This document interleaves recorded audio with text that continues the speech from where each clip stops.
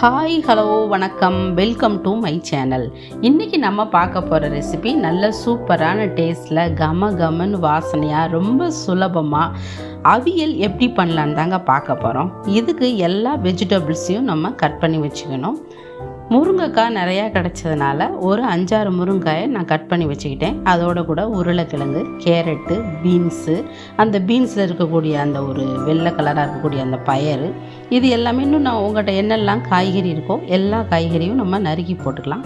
மொத்தமாக எல்லா காய்கறியும் ஒரு கடாயில் இந்த மாதிரி போட்டு பாருங்கள். இப்போ நான் எல்லா காய்கறியும் நான் நறுக்கி போட்டு நல்லா கழுவிட்டு, இப்போ முருங்கைக்காயும் அதோடு சேர்த்துட்டு கொஞ்சம் உப்பு போட்டு மஞ்சப்பொடி போட்டு ஒரு செம்பு தண்ணி ஊற்றி நான் இப்போ தட்டு போட்டு மூடி நான் நல்லா அதை வேக விட போகிறேன்.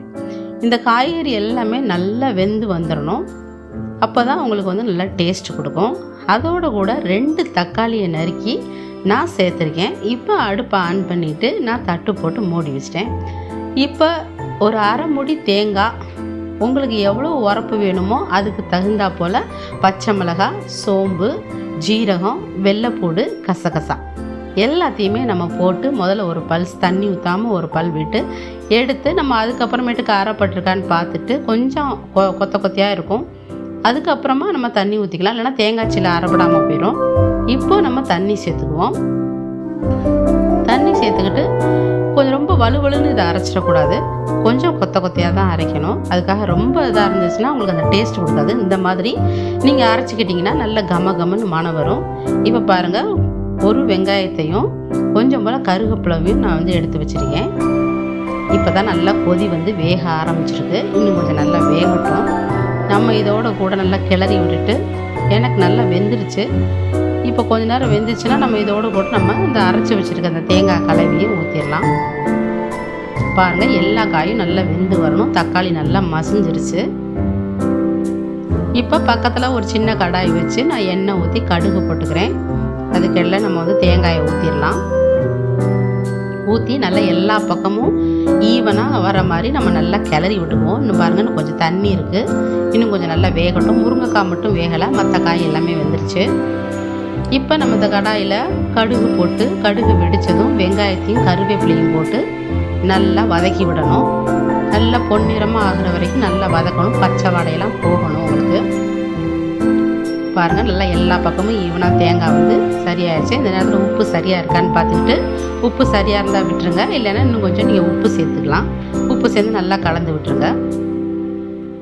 பாருங்கள், இந்த மாதிரி இப்போ தான் நல்லா கொதி வர ஆரம்பிக்குது. நல்லா தேங்காய் வந்து நல்லா கொதிச்சு வரணும். நம்ம தட்டு போட்டு மூடிட்டு இப்போ இந்த வெங்காயத்தை நல்லா வதக்குவோம்.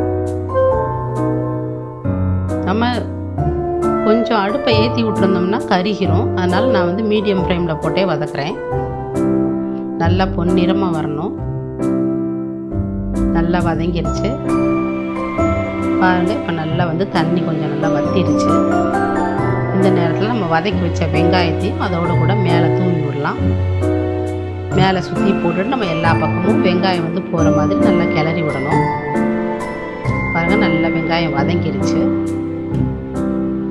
இப்போ நல்லா கிளறி விடுவோம். கிளறி விட்டுட்டு இன்னும் கொஞ்சம் நேரம் இருக்கட்டும். அடுப்பில் மீடியம் ஃப்ளேம்லேயே போட்டு தட்டு போட்டு நம்ம மூடி வச்சிடலாம். பாருங்கள், நல்லா தண்ணியும் வத்திருச்சு. லைட்டாக தண்ணி இருந்தால் தாங்க நல்லாயிருக்கும். ரொம்ப அடி பிடிச்ச மாதிரி வத்த விடக்கூடாது.